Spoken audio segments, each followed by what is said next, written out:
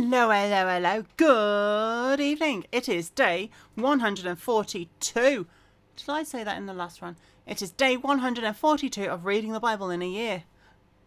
And on my main channel, that's the other one that I'm on, I've started a new video series, a shorts series, saying, "Hi, I'm a trans woman and I do mundane things." Yeah, the first video's up anyway. And I've already had one hate comment, which I removed.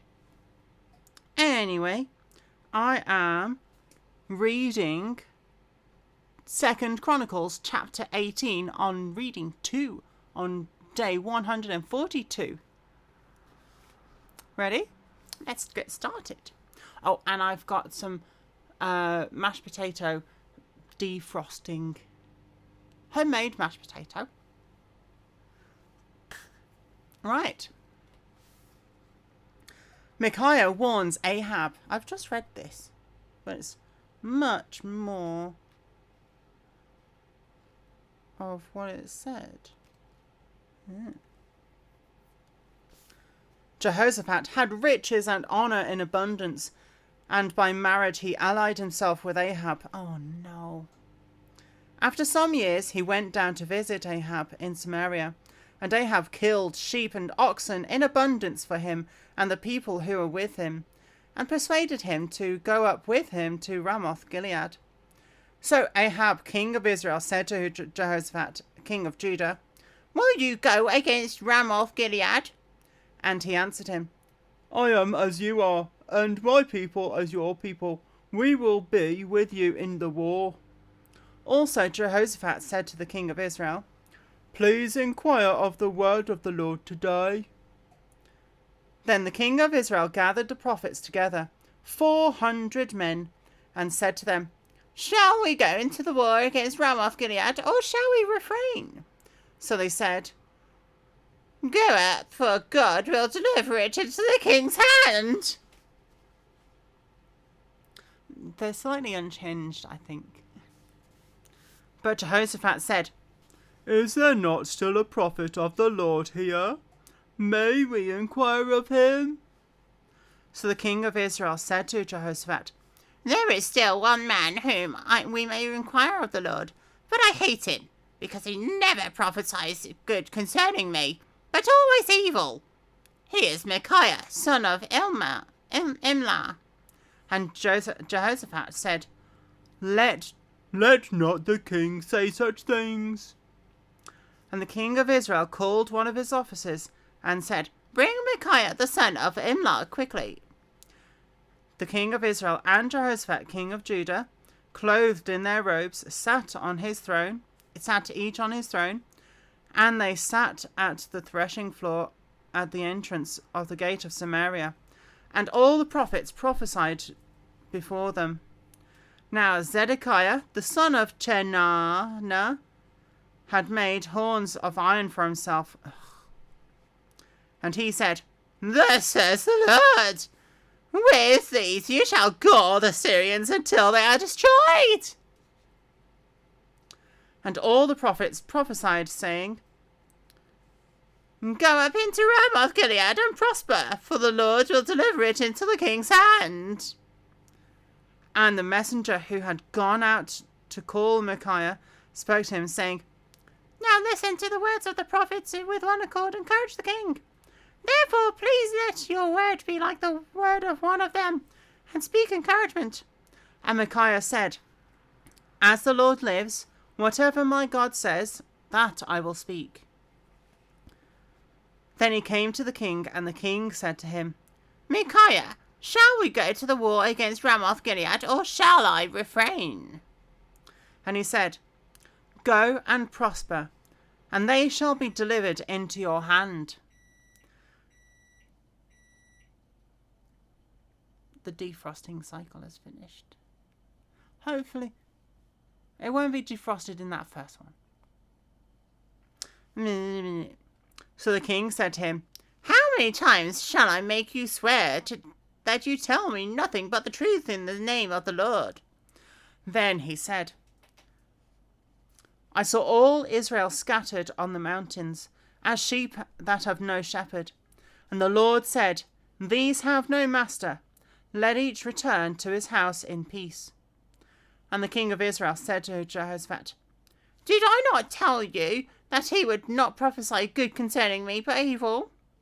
Then Micaiah said, Therefore hear the word of the Lord. I saw the Lord sitting on his throne, and all the host of heaven standing on his right hand and his left. And the Lord said, Who will persuade Ahab, king of Israel, to go up, that he may fall at Ramoth Gilead? So no one spoke in this manner. And another spoke in that manner. Then a spirit came forward and stood before the Lord, and said, I will persuade him. The Lord said to him, In what way? So he said, I will go out and be a lying spirit in the mouth of all his prophets. And the Lord said, You shall persuade him, and also prevail. Go out and do so. Therefore, look, the Lord has put a lying spirit in the mouth of these prophets of yours, and the Lord has declared disaster against you. Then Zedekiah the son of Chenaanah, it's spelt Chenaanah, Chenaanah, went near and struck Micaiah on the cheek and said, Which way did the Spirit of the Lord go from me to speak to you?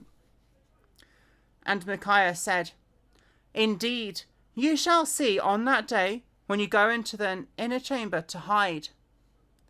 Then the king of Israel said, Take Micaiah and return him to Ammon the governor of the city, and to Joash the king's son, and say, Thus says the king, Put this fellow in prison, and feed him with bread and affliction, of water and affliction, until I return in peace. But Micaiah said, If you ever return in peace, the Lord has not spoken. If you ever return in peace, the Lord has not spoken by me. And he said, Take heed, all you people. Ahab dies in battle. So the king of Israel and Jehoshaphat the king of Judah went up to Ramoth Gilead. And the king of Israel said to Jehoshaphat, I will disguise myself and go into battle, but you put on your robes. So the king of Israel disguised himself, and they went into battle. Now the king of Syria had commanded the captains of the chariots who were with him, saying, Fight with no one, great or small, but only with the king of Israel. So it was, when the captains of the chariots saw Jehoshaphat, that they said, It is the king of Israel. Therefore they surrounded him to attack. But Jehoshaphat cried out, and the Lord helped him, and God diverted them from him. For so it was, when the captains of the chariots saw that it was not the king of Israel, they turned back from pursuing him. Now a certain man drew a bow at random, and struck the king of Israel between the joints of his armour. So he said to the driver of his chariot, Turn around and take me out of battle, for I am wounded.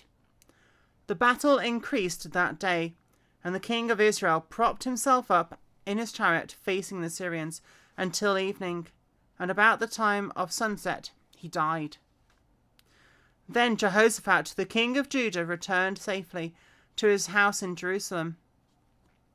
And Jehu the son of Hanani the seer went out to meet him and said to the king Jehoshaphat, Should you help the wicked and love those who hate the Lord? Therefore the wrath of the Lord is upon you. Nevertheless, good things are found in you, that in you have removed the wooden images from the land, and have prepared your heart to seek God.